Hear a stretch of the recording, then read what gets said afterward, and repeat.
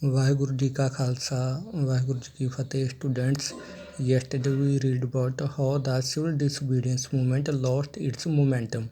So today we read about which type of people participate in this movement and what they think about the meaning of Swaraj during this movement. So let's start how participants saw the movement. First question for us, why did they join the movement? ਲੋਕਾਂ ਨੇ ਇਸ movement ਦੇ ਵਿੱਚ ਭਾਗ ਕਿਉਂ ਲਿਆ, ਕਿਉਂ ਸ਼ਾਮਿਲ ਹੋਏ? What are their idols? ਇਸ ਮੂਵਮੈਂਟ ਦੇ ਵਿੱਚ ਸ਼ਾਮਿਲ ਹੋਣ ਤੋਂ ਪਹਿਲਾਂ ਉਹਨਾਂ ਲੋਕਾਂ ਨੇ ਕਿਹੜੇ ਆਦਰਸ਼ਾਂ ਤੋਂ ਪ੍ਰਭਾਵਿਤ ਹੋ ਕੇ ਜਾਂ ਕਿਹੜੇ ਆਦਰਸ਼ਾਂ ਨੂੰ ਮੰਨ ਕੇ ਇਸ ਮੂਵਮੈਂਟ ਦੇ ਵਿੱਚ ਭਾਗ ਲਿਆ? What did Swaraj mean to them? ਇਹਨਾਂ ਲੋਕਾਂ ਵਾਸਤੇ ਸਵਰਾਜ ਦਾ, ਆਜ਼ਾਦੀ ਦਾ ਕੀ ਮਤਲਬ ਸੀ? ਸੋ ਇਸ ਅੰਦੋਲਨ ਦੇ ਵਿੱਚ ਭਾਗ ਲੈਣ ਵਾਲੇ ਸਭ ਤੋਂ ਪਹਿਲਾਂ ਆਉਂਦੇ ਆ ਰਿਚ ਪੀਜੈਂਟ, ਅਮੀਰ ਕਿਸਾਨ। ਅਮੀਰ ਕਿਸਾਨਾਂ ਨੇ ਕੁਝ ਆਪਣੀਆਂ ਕਮਿਊਨਿਟੀ ਕੁਝ ਜਿਹੜੇ ਸਮੂਹ ਬਣਾਏ ਹੁੰਦੇ, ਜਿਵੇਂ ਕਿ ਗੁਜਰਾਤ ਦੇ ਵਿੱਚ ਲੋਕਾਂ ਨੇ ਪੱਟੀਦਾਰ ਨਾਮ ਹੇਠ ਸਮੂਹ ਬਣਾਏ ਸੀ, ਯੂਪੀ ਉੱਤਰ ਪ੍ਰਦੇਸ਼ ਵਿੱਚ ਜੱਟਸ ਨਾਮ ਹੇਠ ਸਮੂਹ ਬਣਾਏ ਸੀ। ਇਹਨਾਂ ਲੋਕਾਂ ਨੇ ਜਿਹੜਾ ਅੰਦੋਲਨ ਵਿੱਚ ਭਾਗ ਲਿਆ। ਇਹਨਾਂ ਦੇ ਭਾਗ ਲੈਣ ਦਾ ਕਾਰਨ ਕੀ ਸੀ ਕਿ ਅਮੀਰ ਹੋਣ ਦਾ ਕਰਕੇ ਇਹ ਲੋਕ ਆਪਣੇ ਕੁਝ ਕਮਰਸ਼ੀਅਲ ਕ੍ਰੋਪਸ ਉਗਾਉਂਦੇ ਸੀ। ਕਮਰਸ਼ੀਅਲ ਕ੍ਰੋਪਸ ਜਿਵੇਂ ਕਾਟਨ, ਸ਼ੂਗਰ ਕੇਨ, ਤੰਬਾਕੂ ਐਕਸੈਟਰਾ, ਜਿਨ੍ਹਾਂ ਨੂੰ ਕਿ ਇੰਟਰਨੈਸ਼ਨਲ ਤੌਰ 'ਤੇ ਵੇਚ ਕੇ ਨਗਦ ਮੁਨਾਫਾ ਕਮਾਇਆ ਜਾ ਸਕਦਾ ਸੀ। ਪਰ ਹੁਣ ਇੰਟਰਨੈਸ਼ਨਲ ਤੌਰ 'ਤੇ ਜਿਹੜਾ ਵਾ ਕੁਛ ਇਕਨੋਮਿਕਲ ਸਿਚੁਏਸ਼ਨ ਠੀਕ ਨਾ ਹੋਣ ਦਾ ਕਰਕੇ ਹਰੇਕ ਕੰਟਰੀ ਨੇ ਜਿਹੜਾ ਕੁਛ ਰੈਸਟ੍ਰਿਕਸ਼ਨ ਲਗਾ ਦਿੱਤੀਆਂ ਆਪਣੇ ਦੇਸ਼ ਦਾ ਵਪਾਰ ਬਚਾਉਣ ਵਾਸਤੇ। ਕਿ ਮਤਲਬ ਕਹਿ ਸਕਦੇ ਕਿ ਇੰਪੋਰਟ, ਜਦੋਂ ਉਹਨਾਂ ਦੇ ਦੇਸ਼ ਵਿੱਚ ਆਪਾਂ ਸਮਾਨ ਭੇਜਦੇ ਸੀ ਉਹਦੇ ਉੱਪਰ ਕਾਫੀ ਟੈਕਸ ਲਗਾ ਦਿੱਤਾ ਜਾਂਦਾ, ਜਿਹਦੇ ਨਾਲ ਵਪਾਰ ਪ੍ਰਭਾਵਿਤ ਹੋਇਆ ਅਤੇ ਇੰਟਰਨੈਸ਼ਨਲ ਤੌਰ 'ਤੇ ਅਜਿਹੀਆਂ ਫਸਲਾਂ ਦੀ ਜਿਹੜੀ ਆ ਸੇਲ ਆ ਉਹ ਹੌਲੀ ਹੌਲੀ ਕਲੋਜ਼ ਹੁੰਦੀ ਗਈ। ਜਦੋਂ ਹੁਣ ਇੰਟਰਨੈਸ਼ਨਲ ਤੌਰ 'ਤੇ ਜਾਂ ਆਪਣੇ ਨੈਸ਼ਨਲ ਤੌਰ 'ਤੇ ਇਹਨਾਂ ਫਸਲਾਂ ਦੀ ਜਿਹੜੀ ਬਹੁਤਾਤ ਕੁਆਂਟਿਟੀ ਬਹੁਤ ਜ਼ਿਆਦਾ ਹੋ ਗਈ, ਇਹਨਾਂ ਦੇ ਪ੍ਰਾਈਜ਼ ਆ ਜਿਹੜੇ ਆ ਘਟਣੇ ਸ਼ੁਰੂ ਹੋ ਗਏ। ਪ੍ਰਾਈਜ਼ ਘਟਣ ਦੇ ਨਾਲ ਹੁਣ ਇਹ ਲੋਕ ਗੌਰਮੈਂਟ ਨੂੰ ਪਹਿਲਾਂ ਵਾਲਾ ਰੈਵਨਿਊ ਜਿਹੜਾ ਨਹੀਂ ਸੀ ਦੇ ਸਕਦੇ। ਇਸ ਕਰਕੇ ਇਹਨਾਂ ਨੇ ਗੌਰਮੈਂਟ ਦੇ ਕੋਲੋਂ ਮੰਗ ਕੀਤੀ ਆ ਕਿ ਸਾਡਾ ਰੈਵਨਿਊ ਜਿਹੜਾ ਉਹ ਘਟਾਇਆ ਜਾਵੇ। ਪਰ ਗੌਰਮੈਂਟ ਨੇ ਜਿਹੜਾ ਸਾਫ਼ ਇਨਕਾਰ ਕਰ ਦਿੱਤਾ ਕਿ ਅਸੀਂ ਕਿਸੇ ਵੀ ਤਰ੍ਹਾਂ ਦਾ ਰੈਵਨਿਊ, ਜ਼ਮੀਨ ਦੇ ਉੱਪਰ ਲਿਆ ਜਾਣ ਵਾਲਾ ਟੈਕਸ ਜਿਹੜਾ ਉਹ ਨਹੀਂ ਘਟਾ ਸਕਦੇ। ਗੌਰਮੈਂਟ ਦੇ ਇਨਕਾਰ ਕਰਨ ਤੋਂ ਬਾਅਦ ਇਹ ਅਮੀਰ ਕਿਸਾਨ ਹੈ ਜਿਹੜੇ ਸਿਵਲ ਡਿਸਓਬੀਡੀਐਂਸ ਮੂਵਮੈਂਟ ਦੇ ਜਿਹੜੇ ਸਪੋਰਟਰ ਜਿਹੜੇ ਬਣ ਗਏ, ਉਹਨਾਂ ਨੇ ਇਸ ਅੰਦੋਲਨ ਦੇ ਵਿੱਚ ਭਾਗ ਲਿਆ। ਉਹਨਾਂ ਵਾਸਤੇ ਇਸ ਅੰਦੋਲਨ ਵਿੱਚ ਭਾਗ ਲੈਣ ਤੋਂ ਬਾਅਦ ਸਵਰਾਜ ਦਾ ਮੀਨਿੰਗ ਇਹ ਸੀ ਕਿ ਅਸੀਂ ਗੌਰਮੈਂਟ ਵੱਲੋਂ ਉੱਚੇ ਦਰਜੇ ਦੀ ਜਿਹੜੀ ਟੈਕਸ ਕਿਸ਼ਤ ਹੈ ਜਿਹੜੀ ਲਈ ਜਾਂਦੀ, ਸਾਡੇ ਕੋਲ ਰੈਵਨਿਊ ਲਿਆ ਜਾਂਦਾ, ਇਹਦੇ ਵਿਰੁੱਧ ਲੜਾਈ ਲੜਦੇ ਹਾਂ। ਅਸੀਂ ਇਹ ਟੈਕਸ ਜਿਹੜਾ ਵਾ ਉਹਨੂੰ ਰਿਡਿਊਸ ਕਰਾਉਣਾ। ਇਹਨਾਂ ਵਾਸਤੇ ਸਿਰਫ ਇੱਕ ਟੈਕਸ ਦੀ ਲੜਾਈ ਸੀ। ਨੈਕਸਟ ਸਾਡੇ ਕੋਲ ਆ ਜਾਂਦਾ ਬਟ ਦੇ ਵਾਰ ਡਿਸਪੁਆਇੰਟ। ਪਰ ਇਹਨਾਂ ਲੋਕਾਂ ਨੂੰ ਉਦੋਂ ਨਿਰਾਸ਼ਾ ਹੋਈ ਹੈ ਜਦੋਂ ਮਹਾਤਮਾ ਗਾਂਧੀ ਨੇ ਅਚਾਨਕ ਇਹ ਮੂਵਮੈਂਟ ਜਿਹੜਾ ਵਾ ਬੰਦ ਕਰ ਦਿੱਤਾ। ਇਹ ਮੂਵਮੈਂਟ ਨੂੰ ਬੰਦ ਕਰਨ ਤੋਂ ਬਾਅਦ ਇੰਗਲੈਂਡ ਦੇ ਵਿੱਚ ਸੈਕਿੰਡ ਰਾਊਂਡ ਟੇਬਲ ਕਾਨਫਰੰਸ ਵਿੱਚ ਪਾਰਟੀਸਪੇਟ ਕਰਨ ਵਾਸਤੇ ਮਹਾਤਮਾ ਗਾਂਧੀ ਚਲਾ ਗਿਆ। ਜਦੋਂ ਹੁਣ second round table conference fail ਹੋ ਜਾਂਦੀ ਹੈ, ਮਹਾਤਮਾ ਗਾਂਧੀ ਦੀ ਉੱਥੇ ਨੈਗੋਟੀਏਸ਼ਨ ਜਿਹੜੀ ਆ ਉਹ ਕੰਪਲੀਟ ਨਹੀਂ ਹੁੰਦੀ। ਉਹਦੇ ਕੁਛ ਆਈਡਲਸ ਜਾਂ ਉਹਦੇ ਕੁਝ ਵਿਊਜ਼ ਆ ਜਿਹੜੇ ਐਕਸੈਪਟ ਨਹੀਂ ਕੀਤੇ ਜਾਂਦੇ, ਤਾਂ ਮਹਾਤਮਾ ਗਾਂਧੀ ਵਾਪਸ ਆ ਜਾਂਦਾ। ਜਦੋਂ ਮਹਾਤਮਾ ਗਾਂਧੀ ਵਾਪਸ ਆਣ ਕੇ ਫਿਰ ਇੱਕ ਵਾਰੀ ਸਿਵਲ ਡਿਸਓਬੀਡੀਐਂਸ ਮੂਵਮੈਂਟ 1932 ਦੇ ਵਿੱਚ ਰੀਸਟਾਰਟ ਕਰਦਾ ਵਾ, ਦੁਬਾਰਾ ਇਹਨਾਂ ਲੋਕਾਂ ਨੇ ਨਿਰਾਸ਼ਾ ਦੇ ਆਲਮ ਦਾ ਕਰਕੇ ਮਹਾਤਮਾ ਗਾਂਧੀ ਦਾ ਸਾਥ ਨਾ ਦਿੱਤਾ। ਸੈਕਿੰਡ ਕਲਾਸ ਆ ਜਾਂਦੀ ਹੈ ਸਾਡੇ ਕੋਲ ਇਹਦੇ ਵਿੱਚ, ਜਿਨ੍ਹਾਂ ਨੇ ਮੂਵਮੈਂਟ ਦੇ ਵਿੱਚ ਪਾਰਟੀਸਪੇਟ ਕੀਤਾ ਸੀ, ਪੂਅਰ ਪੀਜੈਂਟਰੀ, ਗਰੀਬ ਕਿਸਾਨ, ਜਾਂ ਆ ਜਾਂਦੇ ਆ ਸਮਾਲ ਟੈਨੈਂਟਸ, ਉਹ ਲੋਕ ਜਿਨ੍ਹਾਂ ਦੇ ਕੋਲ ਆਪਣੀ ਜ਼ਮੀਨ ਨਹੀਂ ਹੈਗੀ, ਉਹ ਵੱਡੇ ਵੱਡੇ ਲੈਂਡਲੋਰਡਸ ਦੇ ਕੋਲੋਂ, ਜਾਗੀਰਦਾਰਾਂ ਦੇ ਕੋਲੋਂ ਜ਼ਮੀਨ ਲੈ ਕੇ ਕਿਰਾਏ 'ਤੇ ਜਾਂ ਕਹਿ ਸਕਦੇ ਹਾਂ ਠੇਕੇ 'ਤੇ ਜ਼ਮੀਨ ਲੈ ਕੇ ਆਪਣੀ ਵਾਹੀ ਕਰਦੇ ਆ। ਇਹਨਾਂ ਲੋਕਾਂ ਨੂੰ ਹੁਣ ਉੱਪਰ ਵਾਲੇ ਪਾਰਟ ਦੇ ਨਾਲ ਕੋਈ ਲੈਣਾ ਦੇਣਾ ਨਹੀਂ ਸੀ। ਉਹਨਾਂ ਦਾ ਰੈਵਨਿਊ ਘੱਟ ਹੋਇਆ ਹੈ ਜਾਂ ਨਹੀਂ ਹੋਇਆ, ਇਹਨਾਂ ਨੂੰ ਇਸ ਨਾਲ ਕੁਛ ਨਹੀਂ। ਇਹਨਾਂ ਦਾ ਆਪਣਾ ਮੰਨਣਾ ਸੀ ਜਾਂ ਇਹਨਾਂ ਦੀ ਆਪਣੀ ਡਿਮਾਂਡ ਕੀ ਸੀ ਕਿ ਸਾਡੇ ਕੋਲ ਜੋ ਵੀ ਲੈਂਡਲੋਰਡ ਵੱਲੋਂ ਟੈਕਸ ਲਿਆ ਜਾਂਦਾ ਵਾ ਉਸ ਟੈਕਸ ਨੂੰ ਘਟਾਇਆ ਜਾਵੇ, ਅਤੇ ਨਾਲ ਦੀ ਨਾਲ ਸਾਡਾ ਪਿਛਲਾ ਜਿੰਨਾ ਵੀ ਟੈਕਸ ਜਮ੍ਹਾਂ ਕੀਤਾ ਹੋਇਆ ਹੈ, ਮਤਲਬ ਜੋ ਵੀ ਇਹ ਕੁਛ ਕਾਰਨਾਂ ਕਰਕੇ, ਫਸਲ ਖਰਾਬ ਹੋਣ ਦਾ ਕਰਕੇ ਜਾਂ ਪ੍ਰਾਈਸ ਘੱਟ ਹੋਣ ਦਾ ਕਰਕੇ ਪੂਰਾ ਟੈਕਸ ਪੇ ਨਹੀਂ ਕਰ ਸਕੇ, ਪਿਛਲੇ ਸਾਲਾਂ ਦਾ ਜਿੰਨਾ ਵੀ ਬਕਾਇਆ ਵਾ ਲੈਂਡਲੋਰਡ ਵੱਲੋਂ ਉਹ ਸਾਰਾ ਜਿਹੜਾ ਰੀਮਿਟ ਮਾਫ ਕਰ ਦਿੱਤਾ ਜਾਵੇ। ਦੇ ਜੁਆਇੰਟ, ਇਹਨਾਂ ਨੇ ਆਪਣੀ ਡਿਮਾਂਡ ਪੂਰੀ ਕਰਵਾਉਣ ਵਾਸਤੇ ਰੈਡੀਕਲ ਮੂਵਮੈਂਟ ਹੁੰਦਾ ਵਾ ਇਨਕਲਾਬੀ, ਜਿਵੇਂ ਕਿ ਭਗਤ ਸਿੰਘ ਹੋਣੀ ਸੀ, ਉਹਨਾਂ ਨੇ ਆਪਣੀ ਡਿਮਾਂਡ ਜਾਂ ਆਪਣੀ ਆਵਾਜ਼ ਜਿਹੜਾ ਗੌਰਮੈਂਟ ਤੱਕ ਪਹੁੰਚਾਉਣ ਵਾਸਤੇ ਕੁਝ ਵੈਪਨਸ ਵਗੈਰਾ ਵਾਲੇ ਕੁਝ ਮੂਵਮੈਂਟਸ ਜਿਹੜੇ ਆ ਉਹ ਚੂਜ਼ ਕੀਤੇ ਸੀ। ਅਜਿਹੇ ਲੋਕਾਂ ਨੂੰ ਆਪਾਂ ਰੈਡੀਕਲ ਮੂਵਮੈਂਟ ਬੋਲਦੇ ਹਾਂ ਜਾਂ ਰੈਡੀਕਲ ਪੀਪਲਸ ਬੋਲ ਸਕਦੇ ਹਾਂ।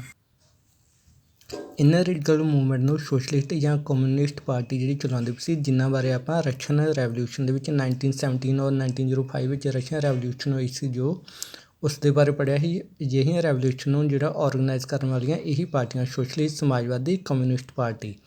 ਠੀਕ ਆ, ਹੁਣ ਇਹਦੇ ਵਿੱਚ ਕੀ ਸੀ ਆਪਣਾ ਭਗਤ ਸਿੰਘ ਬਾਰੇ ਪੜ੍ਹਦੇ ਹਾਂ। ਤੁਹਾਡੀ ਬੁੱਕ ਦੇ ਉੱਪਰ ਤੁਸੀਂ ਦੇਖੋ ਇੱਕ ਸਾਈਡ 'ਤੇ ਬਾਕਸ ਬਣਿਆ ਹੋਇਆ ਹੈ। ਬਾਕਸ ਦੇ ਵਿੱਚ ਇੱਕ ਪਾਰਟੀ ਦਾ ਨਾਮ ਦਿੱਤਾ ਹੈ ਹਿੰਦੁਸਤਾਨ ਸੋਸ਼ਲਿਸਟ ਪਾਰਟੀ। ਅਜਿਹੀ ਪਾਰਟੀ ਦੇ ਵਿੱਚ ਵੀ ਕਮਿਊਨਿਸਟ ਪਾਰਟੀ ਵਾਂਗ ਜਿਹੜੀਆਂ ਮੂਵਮੈਂਟਸ ਗਤੀਵਿਧੀਆਂ ਕੀਤੀਆਂ ਜਾਂਦੀਆਂ ਸੀ। ਭਗਤ ਸਿੰਘ ਵੀ ਇਸ ਪਾਰਟੀ ਦਾ ਮੈਂਬਰ ਸੀ, ਜਿਨ੍ਹਾਂ ਵੱਲੋਂ ਆਪਣੀ ਆਵਾਜ਼ ਜਿਹੜਾ ਗੌਰਮੈਂਟ ਤੱਕ ਪਹੁੰਚਾਉਣ ਵਾਸਤੇ ਇਨਕਲਾਬੀ ਤਰੀਕਾ ਜਿਹੜਾ ਵਰਤਿਆ ਜਾਂਦਾ ਹੈ। ਉਸ ਬਾਕਸ ਦੇ ਵਿੱਚ ਭਗਤ ਸਿੰਘ ਦੀ ਪਾਰਟੀ ਔਰ ਉਹਦੇ ਆਪਣੇ ਜੀਵਨ ਬਾਰੇ ਇੰਟਰੋਡਕਸ਼ਨ ਦਿੱਤੀ ਆ, ਕਿਵੇਂ ਉਹਨਾਂ ਨੇ ਜਿਹੜਾ ਲੈਜਿਸਲੇਟਿਵ ਅਸੈਂਬਲੀ ਵਿੱਚ ਜਿਹੜਾ ਵਾ ਬੋਂਬ ਬਲਾਸਟ ਤੋਂ ਬਾਅਦ ਆਪਣੀ ਗ੍ਰਿਫਤਾਰੀ ਦੇ ਦਿੱਤੀ, ਅਰੈਸਟ ਕਰਾ ਕੇ ਆਪਣੇ ਦੇਸ਼ ਦੇ ਲੋਕਾਂ ਨੂੰ ਜਿਹੜਾ ਵਾ ਅਵੇਅਰਨੈਸ ਕਰਨ ਦਾ ਜਿਹੜਾ ਇੱਕ ਸਟੈਪ ਚੁੱਕਿਆ ਸੀ। ਹੁਣ ਅਜਿਹੇ ਜਿਹੜੇ ਪੂਅਰ ਪੀਜੈਂਟ ਸੀ, ਇਹਨਾਂ ਦੇ ਰੈਡੀਕਲ ਮੂਵਮੈਂਟਸ ਜਿਹੜੇ ਇਹਨਾਂ ਦੇ ਵਿੱਚ ਭਾਗ ਲੈਣਾ ਸ਼ੁਰੂ ਕਰ ਦਿੱਤਾ। ਕਾਂਗਰਸ ਵਾਜ ਅਨਵਿਲਿੰਗ ਟੂ ਸਪੋਰਟ। ਹੁਣ ਕਾਂਗਰਸ ਹੈ ਜਿਹੜਾ ਉਹ ਇਹਨਾਂ ਗਰੀਬ ਲੋਕਾਂ ਦੀ ਆਵਾਜ਼ ਜਿਹੜੀ ਪੂਰੀ ਤਰ੍ਹਾਂ ਸੁਣਦੀ ਵੀ ਨਹੀਂ ਸੀ, ਆਪਣੇ ਨਾਲ ਜੋੜਨਾ ਵੀ ਚਾਹੁੰਦੀ ਸੀ, ਪਰ ਇਹਨਾਂ ਦੀ ਜਿਹੜੀ ਡਿਮਾਂਡ ਸੀ ਕਿ ਨੋ ਰੈਂਟ, ਅਸੀਂ ਕੋਈ ਕਿਰਾਇਆ ਨਹੀਂ ਦੇਣਾ। ਇਸ ਮੁਹਿੰਮ ਦਾ ਕਾਂਗਰਸ ਜਿਹੜਾ ਹਿੱਸਾ ਵੀ ਨਹੀਂ ਬਣਨਾ ਚਾਹੁੰਦੀ, ਕਿਉਂਕਿ ਕਾਂਗਰਸ ਨੂੰ ਡਰ ਸੀ ਕਿ ਅਗਰ ਅਸੀਂ ਇਹਨਾਂ ਦੇ ਨਾਲ ਤੁਰ ਪੈਂਦੇ ਹਾਂ ਤਾਂ ਫਿਰ ਸਾਡੇ ਨਾਲ ਜਿਹੜੇ ਲੈਂਡਲੋਰਡ ਜਿਨ੍ਹਾਂ ਦੇ ਕੋਲੋਂ ਅਸੀਂ ਕਿਰਾਇਆ ਮਾਫ਼ ਕਰਾਉਣਾ ਇਹਨਾਂ ਜ਼ਮੀਨ ਦਾ, ਉਹ ਲੋਕ ਸਾਡੇ ਨਾਲ ਨਾਰਾਜ਼ ਹੋਣਗੇ। ਸੋ ਇਸ ਕਰਕੇ ਕਾਂਗਰਸ ਨੇ ਇਹਨਾਂ ਲੋਕਾਂ ਦਾ ਪੂਰੀ ਤਰ੍ਹਾਂ ਸਾਥ ਨਾ ਦਿੱਤਾ ਅਤੇ ਕਾਂਗਰਸ ਦੇ ਵਿਚਕਾਰ ਅਤੇ ਪੂਅਰ ਜਿਹੜੇ ਪੀਜੈਂਟ ਸੀ ਇਹਨਾਂ ਦੇ ਵਿਚਕਾਰ ਸਿਚੁਏਸ਼ਨ ਜਿਹੜੀ ਆ ਇੱਕ ਅਨਿਸ਼ਚਿਤ ਬਣੀ ਰਹੀ ਕਿ ਸਾਥ ਦੇਣਾ ਜਾਂ ਨਹੀਂ ਦੇਣਾ। ਲੋਕ ਜਿਹੜੇ ਕਨਫਿਊਜ਼ਨ ਦੇ ਵਿੱਚ ਰਹੇ, ਕੁਛ ਨੇ ਸਾਥ ਦਿੱਤਾ, ਕੁਛ ਨੇ ਨਹੀਂ ਦਿੱਤਾ। Next we have the what about the business classes. ਕਾਰੋਬਾਰ ਕਰਨ ਵਾਲੇ ਲੋਕ ਜਿਹੜੇ ਇਸ ਮੂਵਮੈਂਟ ਬਾਰੇ ਕੀ ਸੋਚਦੇ ਸੀ। How did they relate to the civil disobedience movement. ਉਹਨਾਂ ਦਾ ਜਿਹੜਾ ਸਿਵਲ ਡਿਸਓਬੀਡੀਐਂਸ ਮੂਵਮੈਂਟ ਦੇ ਨਾਲ ਕੀ ਰਿਲੇਟ ਸੀ, ਕਿਵੇਂ ਸੰਬੰਧਿਤ ਹੋਏ ਇਸ ਦੇ ਨਾਲ। During first world war Indian merchant and the industrialists ਹੁੰਦਾ ਉਦਯੋਗਪਤੀ, ਜਿਨ੍ਹਾਂ ਦੇ ਕੋਲ ਕੋਈ ਨਾ ਕੋਈ ਕਾਰਖਾਨਾ ਹੋਵੇ। ਪਹਿਲੀ ਵਰਲਡ ਵਾਰ ਦੌਰਾਨ ਭਾਰਤ ਦੇ ਵਪਾਰੀ ਅਤੇ ਭਾਰਤ ਦੇ ਉਦਯੋਗਪਤੀ ਜਿਹੜੇ ਇਹਨਾਂ ਨੂੰ ਕਾਫੀ ਮੁਨਾਫਾ ਹੋਇਆ। ਮੁਨਾਫਾ ਕਿਵੇਂ ਹੋਇਆ, ਆਪਾਂ 8th ਕਲਾਸ ਵਿੱਚ ਇੱਕ ਕੰਪਨੀ ਬਾਰੇ ਪੜ੍ਹਿਆ ਸੀ ਨਾ, ਟਿਸਕੋ ਕੰਪਨੀ। ਇਸ ਕੰਪਨੀ ਨੂੰ ਜਿਹੜਾ ਵਰਲਡ ਵਾਰ ਦੇ ਦੌਰਾਨ ਆਇਰਨ ਸਟੀਲ ਦੇ ਪ੍ਰੋਡਕਟ ਤਿਆਰ ਕਰਨ ਦੇ ਕਾਫੀ ਮੁਨਾਫਾ ਹੋਇਆ ਹੈ, ਕਿਉਂਕਿ ਹੁਣ ਇੰਗਲੈਂਡ ਦੀਆਂ, ਯੂਰਪ ਦੀਆਂ ਜਿੰਨੀਆਂ ਵੀ ਕੰਪਨੀ ਸੀ ਉਹ ਵਰਲਡ ਵਾਰ ਦੇ ਵਿੱਚ ਸਾਰੀਆਂ ਆਪਣੇ ਸੈਨਿਕਾਂ ਦੀ ਡਿਮਾਂਡ ਪੂਰੀ ਕਰਦੀਆਂ ਪਈਆਂ ਸੀ। ਇੰਡੀਆ ਦੇ ਵਿੱਚ ਉਹਨਾਂ ਦੇ ਇੰਪੋਰਟ, ਉਹਨਾਂ ਦਾ ਸਮਾਨ ਆਉਣਾ ਜਿਹੜਾ ਬੰਦ ਹੋ ਗਿਆ ਸੀ। ਸੋ ਇੰਡੀਆ ਦੇ ਵਿੱਚ ਵਰਕ ਪ੍ਰੋਗਰੈਸ ਵਾਸਤੇ ਹੁਣ ਬ੍ਰਿਟਿਸ਼ ਕੰਪਨੀਆਂ ਨੇ ਇੰਡੀਅਨ ਕੰਪਨੀਜ਼, ਇੰਡੀਅਨ ਮਰਚੈਂਟ ਔਰ ਇੰਡੀਅਨ ਇੰਡਸਟਰੀਅਲਿਸਟ ਸੀ ਜਿਹੜੇ, ਇਹਨਾਂ ਨੂੰ ਆਰਡਰ ਦੇ ਕੇ ਸਮਾਨ ਤਿਆਰ ਕਰਵਾਉਣਾ ਸ਼ੁਰੂ ਕਰ ਦਿੱਤਾ। ਪਹਿਲਾਂ ਤਾਂ ਇਹਨਾਂ ਦੇ ਸਮਾਨ ਦੀ ਕੋਈ ਪੁੱਛਗਿੱਛ ਨਹੀਂ ਸੀ। ਜਦੋਂ ਹੁਣ ਵਰਲਡ ਵਾਰ ਦੇ ਦੌਰਾਨ ਇਹਨਾਂ ਕੋਲ ਸਮਾਨ ਤਿਆਰ ਕਰਵਾਇਆ, ਇਹਨਾਂ ਦਾ ਸਮਾਨ ਸੇਲ ਹੋਣ ਦਾ ਕਰਕੇ ਕਾਫੀ ਇਹਨਾਂ ਲੋਕਾਂ ਨੂੰ ਪ੍ਰੋਫਿਟ ਹੋ ਗਿਆ ਅਤੇ ਇਹ ਲੋਕ ਚਾਹੁੰਦੇ ਸੀ ਕਿ ਇਹ ਪ੍ਰੋਫਿਟ ਸਾਡਾ ਜਿਹੜਾ ਬਰਕਰਾਰ ਰਹੇ। ਹੁਣ ਵੀ ਜਿਹੜਾ ਬ੍ਰਿਟੇਨ ਤੋਂ ਜਾਂ ਯੂਰਪ ਦੇ ਕਿਸੇ ਪਾਰਟ ਤੋਂ ਇੰਡੀਆ ਵਿੱਚ ਕਿਸੇ ਵੀ ਤਰ੍ਹਾਂ ਦਾ ਸਮਾਨ ਜਿਹੜਾ ਇੰਪੋਰਟ ਨਾ ਕਰਵਾਇਆ ਜਾਵੇ। ਨਾਓ ਦੇ related again colonial policies and wanted protection against import of the foreign goods. ਪਹਿਲਾਂ ਤਾਂ ਇੰਡੀਆ ਦੀਆਂ ਜਿਹੜੀਆਂ ਇਹ ਇੰਡਸਟਰੀਆਂ ਵਾਲੇ ਲੋਕ ਸੀ, ਬ੍ਰਿਟਿਸ਼ ਦੇ ਵਿਰੁੱਧ ਕੋਈ ਵੀ ਸਟੈਪ ਨਹੀਂ ਚੁੱਕਦੇ। ਹੁਣ ਜਦੋਂ ਬ੍ਰਿਟਿਸ਼ ਲੋਕਾਂ ਨੇ ਇਹਨਾਂ ਦੇ ਕੋਲੋਂ ਮਤਲਬ ਕੱਢਿਆ, ਸਮਾਨ ਲਿਆਏ, ਇਹ ਹੌਲੀ ਹੌਲੀ ਇੰਨੀਆਂ ਪਾਵਰਫੁੱਲ ਹੋ ਗਈਆਂ ਕਿ ਬ੍ਰਿਟਿਸ਼ ਵੱਲੋਂ ਕੋਈ ਵੀ ਕਾਨੂੰਨ, ਕੋਈ ਵੀ ਪੋਲਿਸੀ ਤਿਆਰ ਕੀਤੀ ਜਾਂਦੀ ਸੀ, ਇਹ ਲੋਕ ਉਸ ਪੋਲਿਸੀ ਦਾ ਜਿਹੜਾ ਵਾ ਸਿੱਧਾ ਵਿਰੋਧ ਕਰਨਾ ਇਹਨਾਂ ਸ਼ੁਰੂ ਕਰ ਦਿੱਤਾ ਅਤੇ ਨਾਲ ਦੀ ਨਾਲ ਇਹਨਾਂ ਨੇ ਫੋਰਨ ਤੋਂ ਜੋ ਵੀ ਇੰਪੋਰਟ ਕੀਤਾ ਜਾਂਦਾ ਸੀ ਉਹਦਾ ਵਿਰੋਧ ਪ੍ਰਦਰਸ਼ਨ ਸ਼ੁਰੂ ਕੀਤਾ ਕਿ ਇੰਡੀਆ ਦੇ ਵਿੱਚ ਫੋਰਨ ਤੋਂ ਕਿਸੇ ਵੀ ਚੀਜ਼ ਦਾ ਜਿਹੜਾ ਇੰਪੋਰਟ ਨਾ ਕੀਤਾ ਜਾਵੇ। ਮਤਲਬ ਇਹਨਾਂ ਕਹਿ ਸਕਦਾ ਕਿ ਇੱਕ ਜੋ ਉਹਨਾਂ ਦੀ ਮਜਬੂਰੀ ਸੀ ਬ੍ਰਿਟਿਸ਼ ਦੀ ਉਸ ਸਮੇਂ ਵਰਲਡ ਵਾਰ ਦੇ ਦੌਰਾਨ ਸਮਾਨ ਮੰਗਵਾਉਣ ਦੀ, ਉਸ ਮਜਬੂਰੀ ਦਾ ਹੁਣ ਜਿਹੜਾ ਪੂਰਾ ਫਾਇਦਾ ਚੱਕਿਆ ਇਹਨਾਂ ਨੇ। ਸੋ ਆਪਣੀ ਸਿਚੁਏਸ਼ਨ ਨੂੰ ਸਟਰੋਂਗ ਕਰਨ ਵਾਸਤੇ ਇਹਨਾਂ ਲੋਕਾਂ ਵੱਲੋਂ 1920 ਦੇ ਵਿੱਚ Indian industrial and the commercial Congress and again in the 1927 federation of the Indian chamber of the commerce ਨਾਮ ਵਿੱਚ 2 ਗਰੁੱਪਸ ਬਣਾਏ ਆ, ਜਿਨ੍ਹਾਂ ਦੇ ਰਾਹੀਂ ਆਪਣੀਆਂ ਡਿਮਾਂਡਸ ਜਿਹੜੀਆਂ ਗੌਰਮੈਂਟ ਦੇ ਅੱਗੇ ਰੱਖਦੇ, ਗੌਰਮੈਂਟ ਦੇ ਉੱਪਰ ਦਬਾਅ ਪਾ ਕੇ ਆਪਣੀਆਂ ਡਿਮਾਂਡਸ ਜਿਹੜੀਆਂ ਪੂਰੀਆਂ ਕਰਨ ਦੀ ਕੋਸ਼ਿਸ਼ ਕਰਦੇ। ਇਹਨਾਂ 2 ਗਰੁੱਪਸ ਨੂੰ ਜਿਹੜਾ ਲੀਡ ਕਰਨ ਵਾਲੇ ਲੀਡਰ ਸੀ ਪੁਰਸ਼ੋਤਮ ਦਾਸ, ਠਾਕੁਰ ਦਾਸ ਐਂਡ G.D. ਬਿਰਲਾ, ਜੋ ਕਿ ਇੰਡੀਆ ਦੇ ਵਿੱਚ ਕਾਫੀ ਵੱਡੇ ਇੰਡਸਟਰੀਅਲ ਜੋ ਵੱਡੇ ਉਦਯੋਗੀ ਸੀ, ਉਹਨਾਂ ਦੇ ਮਾਲਕ ਸੀ। ਨੈਕਸਟ ਸਾਡੇ ਕੋਲ ਆ ਜਾਂਦਾ ਹੈ, ਇਹਨਾਂ ਲੋਕਾਂ ਨੇ ਸਿਵਲ ਡਿਸਓਬੀਡੀਐਂਸ ਮੂਵਮੈਂਟ ਹੈ ਜਿਹੜਾ ਇਹਦੀ ਹੈਲਪ ਕੀਤੀ ਆ। ਜਦੋਂ ਇਹ ਮੂਵਮੈਂਟ ਸਟਾਰਟ ਹੋਇਆ, ਇਹਨਾਂ ਲੋਕਾਂ ਨੇ ਮੂਵਮੈਂਟ ਚਲਾਉਣ ਵਾਸਤੇ ਜੋ ਵੀ ਫਾਈਨੈਂਸ਼ੀਅਲ ਪੈਸਾ ਵਗੈਰਾ ਚਾਹੀਦਾ ਸੀ, ਉਹ ਪੈਸਾ ਜਿਹੜਾ ਮੂਵਮੈਂਟ ਦੇ ਜਿਹੜੇ ਲੀਡਰ ਸੀ ਉਹਨਾਂ ਨੂੰ ਪਹੁੰਚਾਇਆ। ਰਿਫਿਊਜ਼ ਟੂ ਬਾਏ ਔਰ ਸੈਲ ਇੰਪੋਰਟੈਂਟ ਥਿੰਗਸ, ਅਤੇ ਉਹਨਾਂ ਲੋਕਾਂ ਦੇ ਨਾਲ ਵਾਅਦਾ ਕੀਤਾ, ਲੀਡਰਾਂ ਦੇ ਨਾਲ ਵਾਅਦਾ ਕੀਤਾ ਕਿ ਅਸੀਂ ਆਪਣੀਆਂ ਇੰਡਸਟਰੀਆਂ ਦੇ ਵਿੱਚ ਕਿਸੇ ਵੀ ਤਰੀਕੇ ਦਾ ਫੋਰਨ ਤੋਂ ਲਿਆ ਕੇ ਸਮਾਨ ਨਾ ਵੇਚਾਂਗੇ, ਨਾ ਹੀ ਇਹ ਸਮਾਨ ਨੂੰ ਅਸੀਂ ਖਰੀਦਾਂਗੇ। They saw swaraj at the time when colonial restriction on business would no longer. ਉਹਨਾਂ ਵਾਸਤੇ ਸਵਰਾਜ ਦਾ ਮੀਨਿੰਗ ਉਹ ਸਮਾਂ ਸੀ ਜਾਂ ਅਜਿਹਾ ਸਟੈਪ ਸੀ ਜਿਹਦੇ ਨਾਲ ਕਲੋਨੀਅਲ ਬਸਤੀਵਾਦੀ ਪਾਬੰਦੀਆਂ ਉਹਨਾਂ ਦੇ ਬਿਜ਼ਨਸ, ਉਹਨਾਂ ਦੇ ਕਾਰੋਬਾਰ ਦੇ ਉੱਪਰ ਨਹੀਂ ਲੱਗਣਗੀਆਂ। After failure of the second round table conference, ਜਦੋਂ ਦੂਸਰੀ ਵਾਰ ਫਿਰ round table conference Mahatma Gandhi ਦੀ ਫੇਲ ਹੁੰਦੀ ਆ, ਇਹਨਾਂ ਲੋਕਾਂ ਨੂੰ ਇੱਕ ਡਿਸਅਪੁਆਇੰਟਡ, ਇੱਕ ਨਿਰਾਸ਼ਾ ਦਾ ਜਿਹੜਾ ਸਾਹਮਣਾ ਕਰਨਾ ਪਿਆ। ਇਹਨਾਂ ਦੀ ਹੁਣ ਬਿਜ਼ਨਸ ਕਲਾਸ ਲੋਕਾਂ ਦੀ ਔਰ ਕਾਂਗਰਸ ਦੇ ਵਿਚਕਾਰ ਇਕਸਾਰ ਉਤਸ਼ਾਹ, ਯੂਨੀਫਾਰਮਲੀ ਐਂਥੂਸੀਐਸਟਿਕ, ਇਹ ਇਕਸਾਰ ਉਤਸ਼ਾਹ, ਇੱਕੋ ਜਿਹਾ ਉਤਸ਼ਾਹ ਨਾ ਰਿਹਾ। ਇਹਨਾਂ ਨੇ ਵੀ ਆਪਣੇ ਰਸਤੇ ਜਿਹੜੇ ਥੋੜ੍ਹੇ ਅਲੱਗ ਕਰਨੇ ਸ਼ੁਰੂ ਕਰ ਦਿੱਤੇ। ਦੇ ਵਰ worried about the growing influence. ਇਹ ਲੋਕ ਹੁਣ ਕਾਂਗਰਸ ਦੇ ਕੋਲੋਂ ਇਸ ਕਰਕੇ ਵੱਖ ਹੋ ਰਹੇ ਸੀ ਕਿਉਂਕਿ ਕਾਂਗਰਸ ਦੇ ਵਿੱਚ ਸੋਸ਼ਲਿਸਟ ਜਿਹੜੇ ਲੋਕ, ਸਮਾਜਵਾਦੀ ਲੋਕ ਜਿਨ੍ਹਾਂ ਦੇ ਬਾਰੇ ਆਪਾਂ ਪੜ੍ਹਦੇ ਹਾਂ, ਸੋਸ਼ਲਿਸਟ ਪਾਰਟੀ ਕਮਿਊਨਿਟੀਜ਼, ਇਹਨਾਂ ਲੋਕਾਂ ਦਾ ਜਿਹੜਾ ਕਾਂਗਰਸ ਵਿੱਚ ਪ੍ਰਭਾਵ ਵੱਧ ਰਿਹਾ ਸੀ। ਹੁਣ ਇਹਨਾਂ ਲੋਕਾਂ ਦੇ ਨਾਲ ਇਹਨਾਂ ਨੂੰ ਕੀ ਡਰ ਸੀ, ਕਿਉਂਕਿ ਸੋਸ਼ਲਿਸਟ ਪਾਰਟੀ ਇੱਕ ਅਜਿਹੀ ਪਾਰਟੀ ਹੁੰਦੀ ਹੈ, ਸਮਾਜਵਾਦੀ ਪਾਰਟੀ ਜਿਹਨੂੰ ਬੋਲਦੇ ਹਾਂ ਆਪਾਂ, ਜਿਸ ਦੇ ਅਨੁਸਾਰ ਦੇਸ਼ ਦੇ ਵਿੱਚ ਸਾਰੀ ਪ੍ਰਾਪਰਟੀ ਹਰ ਇੱਕ ਅਮੀਰ ਗਰੀਬ ਦੇ ਵਿੱਚ ਇਕੁਅਲ ਜਿਹੜੀ ਡਿਸਟਰੀਬਿਊਟ ਕੀਤੀ ਜਾਂਦੀ ਆ। ਉਦਯੋਗ ਕਾਰਖਾਨਿਆਂ ਦੇ ਮਾਲਕ ਜਿਹੜੇ, ਉਹਨਾਂ ਨੂੰ ਖੁਦ ਵਰਕ ਕਰਨਾ ਪੈਂਦਾ। ਕਾਰਖਾਨੇ ਦਾ ਕੋਈ ਇੱਕ ਮਾਲਕ ਨਹੀਂ ਹੁੰਦਾ। ਕਾਰਖਾਨੇ ਦਾ ਜੋ ਵੀ ਪ੍ਰੋਫਿਟ ਆ ਉਹ ਸਾਰੇ ਇਕੁਅਲ ਉਹਦੇ ਲੇਬਰਮੈਨ ਆ ਜਾਂ ਉਹਦੇ ਵਰਕਰ ਆ, ਸਾਰਿਆਂ ਦੇ ਵਿੱਚ ਇੱਕੋ ਜਿਹਾ ਜਿਹੜਾ ਡਿਸਟਰੀਬਿਊਟ ਕੀਤਾ ਜਾਂਦਾ ਹੈ। ਹੁਣ ਇਹਨਾਂ ਨੂੰ ਡਰ ਇਹ ਸੀ ਕਿ ਅਗਰ ਸੋਸ਼ਲਿਸਟ ਪਾਰਟੀ ਕਾਂਗਰਸ ਦੀ ਵਿਨਰ ਹੋ ਜਾਂਦੀ ਆ ਜਾਂ ਜਿਹੜਾ ਸਕਸੈਸਫੁਲ ਹੋ ਜਾਂਦੀ ਆ, ਸਾਡੀ ਜੋ ਵੀ ਰੈਪੂਟੇਸ਼ਨ, ਸਾਡੀ ਜੋ ਵੀ ਰਿਚਨੈਸ, ਅਮੀਰੀ ਆ, ਉਹ ਸਾਰੀ ਗਵਾਚ ਜਾਏਗੀ। ਸਾਡੀ ਪ੍ਰੋਪਰਟੀ ਜਿਹੜੀ ਆ ਵਰਕਰ ਦੇ ਵਿੱਚ ਡਿਸਟਰੀਬਿਊਟ ਕਰ ਦਿੱਤੀ ਜਾਏਗੀ। ਆਪਣੀ ਪ੍ਰੋਪਰਟੀ ਨੂੰ, ਆਪਣੀ ਜਿਹੜੀ ਮਾਲਕ ਨੂੰ ਬਚਾਉਣ ਵਾਸਤੇ ਇਹਨਾਂ ਨੇ ਕਾਂਗਰਸ ਤੋਂ ਦੂਰੀ ਬਣਾਉਣੀ ਸ਼ੁਰੂ ਕਰ ਦਿੱਤੀ। ਨੈਕਸਟ ਸਾਡੇ ਕੋਲ ਆ ਜਾਂਦੀ ਆ ਇੰਡਸਟਰੀਅਲ ਵਰਕਰ, ਉਦਯੋਗਾਂ ਦੇ ਫੈਕਟਰੀਆਂ ਦੇ ਵਿੱਚ ਕੰਮ ਕਰਨ ਵਾਲੇ ਲੋਕ। ਇਹਨਾਂ ਲੋਕਾਂ ਨੇ ਇਸ ਸਿਵਲ ਡਿਸਓਬੀਡੀਐਂਸ ਮੂਵਮੈਂਟ ਦੇ ਵਿੱਚ ਬਹੁਤ ਜ਼ਿਆਦਾ ਘੱਟ ਭਾਗ ਲਿਆ ਸੀ। ਸਿਰਫ ਕੁਝ ਨਾਗਪੁਰ ਦੇ ਵਰਕਰ ਸੀ ਜਿਨ੍ਹਾਂ ਨੇ ਇਸ ਮੂਵਮੈਂਟ ਦੇ ਵਿੱਚ ਭਾਗ ਲਿਆ।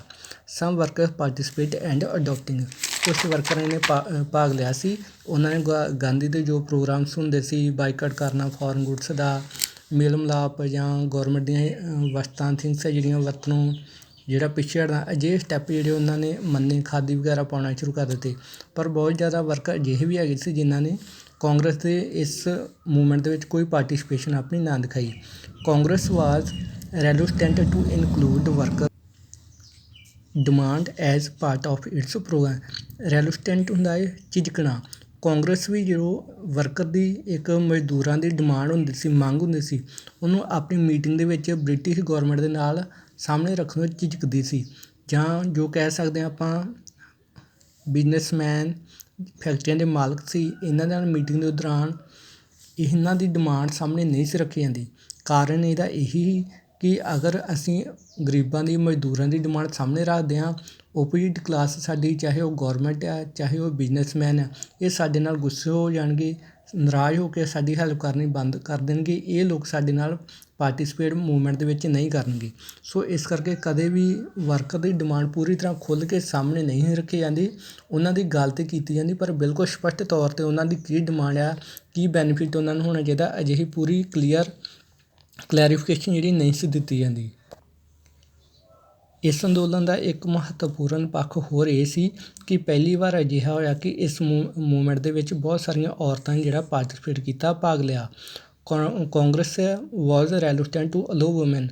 ਕਾਂਗਰਸ ਦੇ ਲੀਡਰ ਹਮੇਸ਼ਾ ਇਸ ਗੱਲ ਤੋਂ ਝਿਜਕਦੇ ਸੀ ਕਿ ਕਾਂਗਰਸ ਆਰਗੇਨਾਈਜੇਸ਼ਨ, ਸੰਗਠਨ ਦੇ ਵਿੱਚ ਕੁਛ ਜਿਵੇਂ ਅਹੁਦੇ ਹੁੰਦੇ ਆ, ਪ੍ਰਧਾਨ ਆ, ਵਾਈਸ ਪ੍ਰਧਾਨ ਹੈ, ਸੈਕਟਰੀ ਐਕਸੈਟਰਾ, ਇਹਨਾਂ ਦੇ ਵਿੱਚ ਕਦੇ ਵੀ ਔਰਤਾਂ ਨੂੰ, ਵੂਮੈਨ ਜਿਹੜਾ ਉਹਨਾਂ ਨੂੰ ਅਪੁਆਇੰਟ ਨਹੀਂ ਸੀ ਕੀਤਾ ਜਾਂਦਾ। ਮਹਾਤਮਾ ਗਾਂਧੀ ਵੀ ਕੁਛ ਕਾਂਗਰਸ ਦੇ ਲੀਡਰਾਂ ਦੇ ਕਹਿਣ ਦੇ ਉੱਪਰ ਇਸ ਗੱਲ ਦੇ ਨਾਲ ਸਹਿਮਤ ਹੋ ਗਿਆ ਸੀ ਕਿ ਔਰਤਾਂ ਨੂੰ ਇਸ ਅਜਿਹੇ ਮੂਵਮੈਂਟ ਦੇ ਵਿੱਚ ਭਾਗ ਨਹੀਂ ਲੈਣਾ ਚਾਹੀਦਾ। ਉਹਨਾਂ ਨੂੰ ਘਰਾਂ ਦੇ ਵਿੱਚ ਰਹਿ ਕੇ ਹੋਮ ਐਂਡ ਰਾਤ ਆਪਣਾ ਘਰ ਦੀ ਸਾਂਭ ਸੰਭਾਲ, ਆਪਣਾ ਚੁੱਲ੍ਹਾ ਚੌਂਕਾ ਦੇਖਣਾ ਚਾਹੀਦਾ ਹੈ। ਇੱਕ ਔਰਤ ਨੂੰ ਇੱਕ ਚੰਗੀ ਮਾਂ ਅਤੇ ਇੱਕ ਚੰਗੀ ਪਤਨੀ ਬਣਨਾ ਚਾਹੀਦਾ। ਮਹਾਤਮਾ ਗਾਂਧੀ ਵੀ ਅਜਿਹੇ ਕਹਿ ਸਕਦੇ ਹਾਂ ਖਿਆਲਾਤ, ਆਈਡੀਆ ਦਾ ਜਿਹੜਾ ਸਪੋਰਟਰ ਬਣ ਗਿਆ ਸੀ, ਕਿਉਂਕਿ ਕੁਛ ਕਾਂਗਰਸ ਦੇ ਲੀਡਰ ਵੂਮੈਨ ਦੀ ਪਾਰਟੀਸਪੇਸ਼ਨ ਮੂਵਮੈਂਟ ਦੇ ਵਿੱਚ ਇੱਕ ਕੰਜ਼ਰਵੇਟਿਵ ਰੂੜੀਵਾਦੀ ਲੋਕਾਂ ਜਾਂ ਪੁਰਾਣੇ ਵਿਚਾਰਵਾਦੀ ਲੋਕ ਜਿਹੜੇ ਉਹਨਾਂ ਵਾਂਗ ਨਹੀਂ ਸੀ ਚਾਹੁੰਦੇ।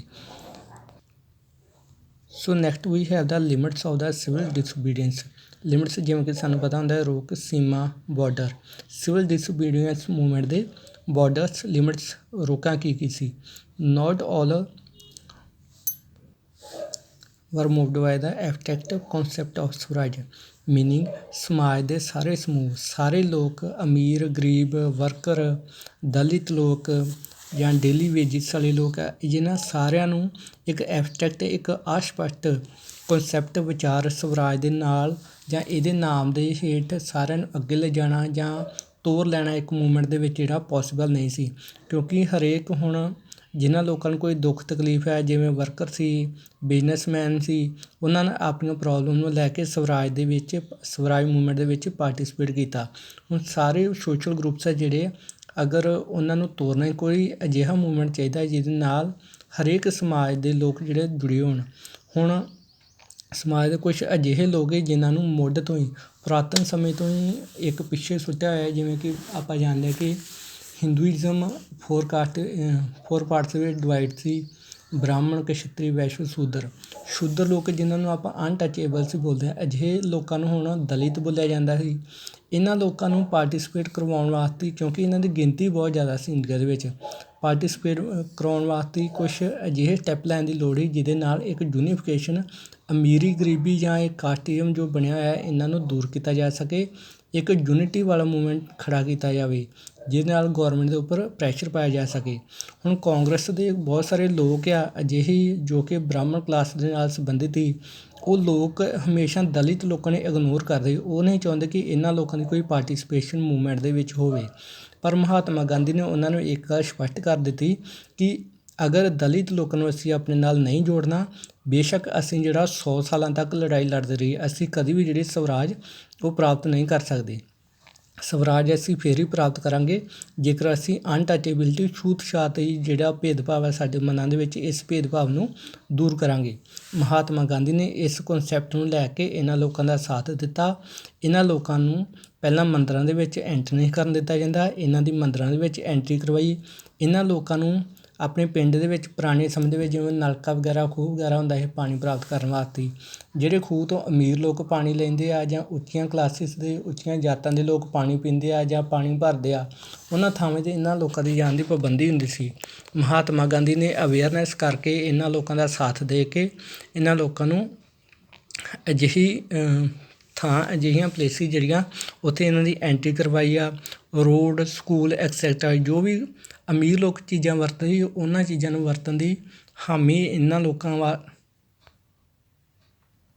ਲੋਕਾਂ ਦੇ ਪੱਖ ਵਿੱਚ ਗੱਲ ਕਰਕੇ ਇਹਨਾਂ ਲੋਕਾਂ ਨੂੰ ਅਜਿਹੀ ਚੀਜ਼ਾਂ ਜਿਹੜੀਆਂ ਅਵੇਲੇਬਲ ਕਰਵਾਈਆਂ। Many Dalit leader keen on the different political solution. ਹੁਣ ਮਹਾਤਮਾ ਗਾਂਧੀ ਨੇ ਇੰਨਾ ਕੁਝ ਕਰਕੇ ਇਹਨਾਂ ਲੋਕਾਂ ਨੂੰ ਨਾਲ ਤਾਂ ਆਪਣੇ ਤੋਰ ਲਿਆ ਸੀ, ਪਰ ਫਿਰ ਵੀ ਬਹੁਤ ਸਾਰੇ ਦਲਿਤ ਨੇਤਾ, ਜੋ ਦਲਿਤ ਲੋਕਾਂ ਦੇ ਕੁਛ ਲੀਡਰ ਸੀ, ਉਹਨਾਂ ਦੇ ਮਨਾਂ ਦੇ ਵਿੱਚ ਹਮੇਸ਼ਾ ਇੱਕ ਸ਼ੱਕ ਦੀ ਭਾਵਨਾ ਕਿ ਪਿਛਲੇ ਇੰਨੇ ਸਮੇਂ ਤੋਂ ਸਾਨੂੰ ਦਬਾਇਆ ਜਾ ਰਿਹਾ ਹੈ। ਅਗਰ ਅੱਜ ਸਾਡਾ ਸਾਥ ਦਿੱਤਾ ਜਾ ਰਿਹਾ ਕਿ ਜ਼ਰੂਰੀ ਨਹੀਂ ਕਿ ਆਉਣ ਵਾਲੇ ਸਮੇਂ ਦੇ ਵਿੱਚ ਮਹਾਤਮਾ ਗਾਂਧੀ ਤੋਂ ਬਾਅਦ ਹੋਰ ਵੀ ਕੋਈ ਨੇਤਾ ਸਾਡਾ ਇਸੇ ਤਰ੍ਹਾਂ ਸਾਥ ਦੇਵੇਗਾ।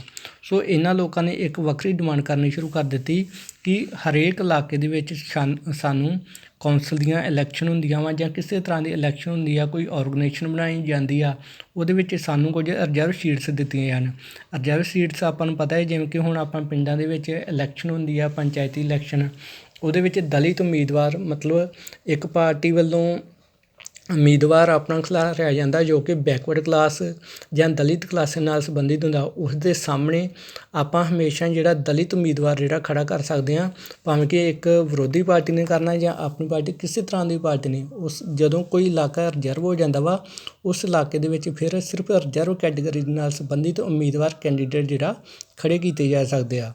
ਹੁਣ ਇਹਨਾਂ ਦੀ ਵੀ ਇਹੀ ਮੰਗ ਸੀ ਕਿ ਸਾਡੇ ਵਾਸਤੇ ਰਿਜ਼ਰਵ ਸੀਟਸ ਦਾ ਪ੍ਰਬੰਧ ਕਰ ਦਿੱਤਾ ਜਾਵੇ, ਸੈਪਰੇਟਰ ਇਲੈਕਟੋਰੇਟ, ਕਿ ਸਾਡੇ ਵਾਸਤੇ ਇੱਕ ਵੱਖਰਾ ਇਲਾਕਾ ਹੋਵੇ, ਉਸ ਇਲਾਕੇ ਦੇ ਵਿੱਚ ਸਾਨੂੰ ਰਿਜ਼ਰਵ ਸੀਟਸ ਹੋਣ।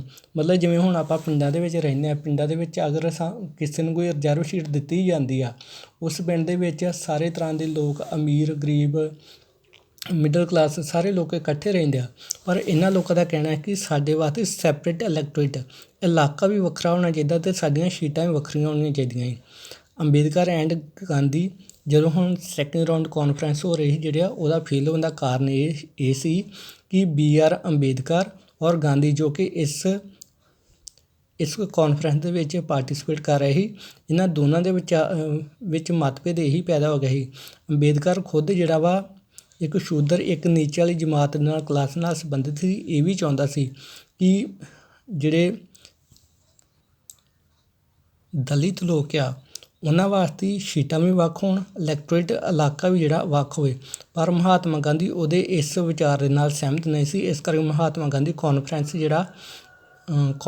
ਅੱਧ ਵਿਚਾਲੇ ਛੱਡ ਆਇਆ ਅਤੇ ਇਹ ਕਾਨਫਰੰਸ ਇੱਕ ਵਾਰੀ ਫਿਰ ਪੂਰੀ ਤਰ੍ਹਾਂ ਫੇਲ ਹੋ ਗਈ। ਮਹਾਤਮਾ ਗਾਂਧੀ ਨੇ ਨਾਰਾਜ਼ ਹੋ ਕੇ ਇੱਕ ਸਟ੍ਰਾਈਕ ਕਰਦੀ, ਭੁੱਖ ਹੜਤਾਲ 'ਤੇ ਬੈਠ ਗਿਆ ਕਿ ਮੈਂ ਅਜਿਹੀ ਡਿਮਾਂਡ ਨੂੰ ਕਦੇ ਵੀ ਪੂਰਾ ਨਹੀਂ ਹੋਣ ਦੇਵਾਂਗੇ। When demand of the BR considered.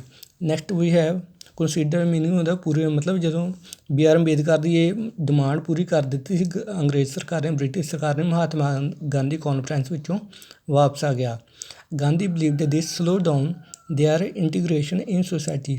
Mahatma Gandhi ਇਸ ਗੱਲ ਦੇ ਨਾਲ ਸਹਿਮਤ ਤਾਂ ਨਹੀਂ ਸੀ। ਮਹਾਤਮਾ ਗਾਂਧੀ ਨੂੰ ਲੱਗਦਾ ਸੀ ਅਗਰ ਅਸੀਂ ਇਹਨਾਂ ਲੋਕਾਂ ਨੂੰ ਇੱਕ ਇਲਾਕਾ ਵੀ ਵੱਖ ਦੇ ਦਿੱਤਾ, ਸੀਟਸ ਵੀ ਇਹਨਾਂ ਰਿਜ਼ਰਵ ਕਰਕੇ ਵੱਖ ਦਿੱਤੀਆਂ, ਇਹਦੇ ਨਾਲ ਆਮ ਜਿਹੜੇ ਅਮੀਰ ਲੋਕਾਂ ਦੇ ਇਲਾਕੇ ਆ ਉਹਨਾਂ ਦੇ ਵਿੱਚ ਇਹਨਾਂ ਦੀ ਫਿਰ ਇੰਟੀਗ੍ਰੇਸ਼ਨ, ਏਕਤਾ ਨਹੀਂ ਹੋ ਸਕਦੀ। ਮਤਲਬ ਇਹਨਾਂ ਲੋਕਾਂ ਨੂੰ ਫਿਰ ਇੱਕ ਆਪਣੇ ਮਨਾਂ ਦੇ ਵਿੱਚੋਂ ਇਕੁਐਲਿਟੀ ਦੀ ਵੇਅ ਦੇ ਨਾਲ ਨਹੀਂ ਵੇਖਿਆ ਜਾਵੇਗਾ। ਸਮਾਜ ਦੇ ਵਿੱਚ ਫਿਰ ਇਹਨਾਂ ਨੂੰ ਇੱਕ ਡਿਫਰੈਂਸ ਕਲਾਸ ਦੇ ਨਾਮ 'ਤੇ ਜਾਣਿਆ ਜਾਵੇਗਾ। So BR accepted Gandhi's position.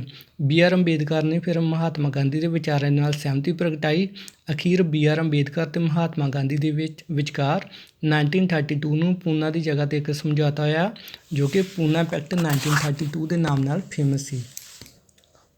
ਪੂਨਾ ਪੈਕਟ 1932 ਮਹਾਤਮਾ ਗਾਂਧੀ ਔਰ BR ਅੰਬੇਦਕਰ ਦੇ ਵਿਚਕਾਰ ਸਮਝੌਤਾ ਹੋਇਆ, ਜਿਸ ਅਨੁਸਾਰ ਮਹਾਤਮਾ ਗਾਂਧੀ ਨੇ ਮੰਨ ਲਿਆ ਕਿ ਠੀਕ ਹੈ ਇਹਨਾਂ ਲੋਕਾਂ ਨੂੰ, ਦਲਿਤ ਲੋਕਾਂ ਨੂੰ ਰਿਜ਼ਰਵ ਸੀਟਸ ਦਿੱਤੀਆਂ ਜਾਣੀਆਂ, ਪਰ ਜਨਰਲ ਇਲੈਕਟੋਰੇਟ ਮਤਲਬ ਇੱਕ ਉਸ ਇਲਾਕੇ ਦੇ ਵਿੱਚ ਦਿੱਤੀਆਂ ਜਾਣਗੀਆਂ ਜਨਰਲ ਇਲੈਕਟੋਰੇਟ ਜਿੱਥੇ ਰਿਚ, ਪੂਅਰ, ਮਿਡਲ ਸਾਰੇ ਇਕੱਠੇ ਰਹਿੰਦੇ ਹੋਣਗੇ। ਜਿਵੇਂ ਅੱਜ ਆਪਾਂ ਪਿੰਡਾਂ ਦੇ ਵਿੱਚ ਰਹਿੰਦੇ ਹਾਂ, ਇਹਨਾਂ ਦਲਿਤ ਲੋਕਾਂ ਦਾ ਜਾਂ ਬ੍ਰਾਹਮਣ, ਕਸ਼ੱਤਰੀ, ਵੈਸ਼ਯ, ਸ਼ੂਦਰ ਸਾਰੇ ਇੱਕੇ ਜਗ੍ਹਾ 'ਤੇ ਰਹਿੰਦੇ ਹੋਣਗੇ। ਉਹਨਾਂ ਵਿੱਚ ਕੋਈ ਭੇਦਭਾਵ ਨਹੀਂ ਹੋਵੇਗਾ, ਕਿਸੇ ਦਾ ਕੋਈ ਵੱਖਰਾ ਜੂ ਜਾਂ ਵੱਖਰੀ ਪੱਤਰੀ ਗਲੀ ਐਕਸੈਕਟਾ ਕੁਛ ਨਹੀਂ ਹੋ ਗਿਆ, ਸਾਰੇ ਮਿਲ ਕੇ ਰਹਿੰਦੇ ਹੋਣਗੇ। ਉੱਥੇ ਕੁਝ ਸੀਟਸ ਹੈ ਜਿਹੜੀਆਂ ਰਿਜ਼ਰਵ ਕਰ ਦਿੱਤੀਆਂ ਜਾਣਗੀਆਂ। Next we have after call of non cooperation Muslim felt. ਹੁਣ ਜਿਵੇਂ ਕਿ ਦਲਿਤ ਲੋਕ ਆ, ਇਹਨਾਂ ਨੇ ਇੱਕ ਆਪਣਾ ਡਿਮਾਂਡ ਕਰ ਲਈ ਕਿ ਸਾਨੂੰ ਅਲੱਗ ਤੌਰ 'ਤੇ ਸੀਟਸ ਚਾਹੀਦੀਆਂ। ਇਸ ਤਰੀਕੇ ਦੇ ਨਾਲ ਹੁਣ ਮੁਸਲਿਮ ਲੋਕ ਹੀ ਉਹਨਾਂ ਨੇ ਡਿਸਓਬੀਡੀਐਂਸ ਮੂਵਮੈਂਟ ਦੇ ਵਿੱਚ ਪੂਰਾ ਸਾਥ ਨਾ ਦਿੱਤਾ, ਕਿਉਂਕਿ ਜਦੋਂ ਮਹਾਤਮਾ ਗਾਂਧੀ ਨੇ ਨੋਨ ਕੋਆਪਰੇਸ਼ਨ ਮੂਵਮੈਂਟ ਜਿਹੜਾ ਬੰਦ ਕਰ ਦਿੱਤਾ ਗਿਆ ਸੀ, ਉਸ ਸਮੇਂ ਖਿਲਾਫਤ ਮੂਵਮੈਂਟ ਜਿਹੜਾ ਚੱਲਦਾ ਪਿਆ ਸੀ।